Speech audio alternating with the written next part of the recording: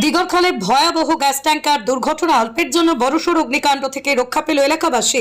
আজ সন্ধ্যায় কাছাড় জেলার কাটিগড়া সমষ্টির দিগরখালের পার্শ্ববর্তী দুর্গানগরে সংঘটিত হলো এক ভয়ঙ্কর গ্যাস ট্যাঙ্কার। জানা গেছে, দ্রুত গতিতে আসা গ্যাস ট্যাঙ্কার নিয়ন্ত্রণ হারিয়ে 6 নম্বর জাতীয় সড়কের উপর উল্টে পড়ে।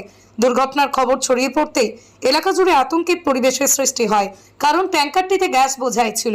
সাথে সাথেই খবর দেওয়া হয় গুমরা পুলিশ এবং কালাইন অগ্নি নির্বাপক বাহিনীকে। পরে পুলিশ ও অগ্নি নির্বাপক বাহিনীর উপস্থিতিতে ক্রেনের সহায়তায় গ্যাস ট্যাঙ্কারটি জাতীয় সড়কের উপর থেকে তোলা হয়।